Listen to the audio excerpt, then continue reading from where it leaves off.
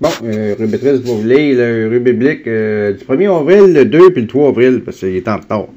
Bon, ça s'appelle l'entrée triomphale de Jésus à Jérusalem. Bon, Jésus était en route vers Jérusalem quand il arrivait près du village de Bethphagée, sur le mont des Oliviers. Il appela 2 disciples et leur dit: allez dans le village qui est devant vous, vous trouverez à l'entrée une ânesse attachée avec son ânon, que personne n'a jamais monté. Détachez-le et amenez-le-moi.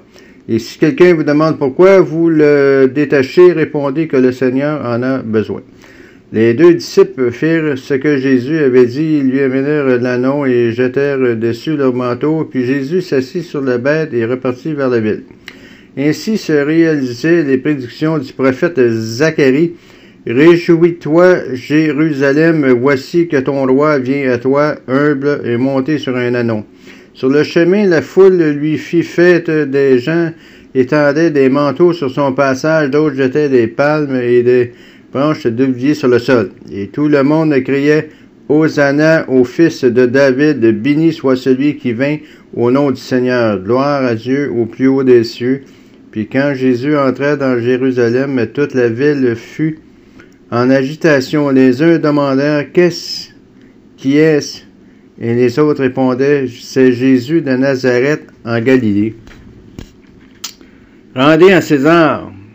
Les ennemis de Jésus essayaient souvent de lui tendre des pièges, dans l'espoir de le prendre en faute. Ainsi, un jour, ils lui demandèrent: faut-il ou non payer l'impôt à l'empereur de Rome? C'était vraiment une question délicate. Si Jésus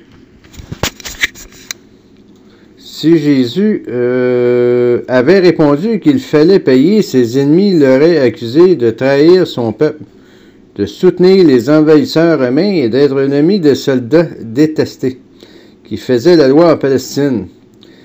Mais il s'avait dit qu'il ne fallait pas payer l'impôt. Les autres se seraient précipités chez le gouverneur qui représentait l'empereur en Palestine et il aurait accusé Jésus de trahison envers Rome pour le faire arrêter et condamner.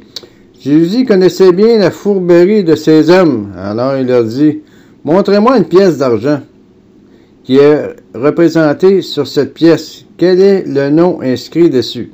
César, empereur des Romains, répondit-il.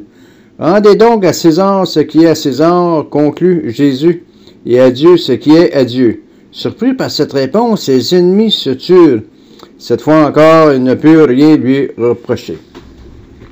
Le 3. Jésus promet de revenir. Après son entrée triomphale à Jérusalem, Jésus allait chaque jour au temple pour instruire ses disciples et tous ceux qui voulaient l'écouter.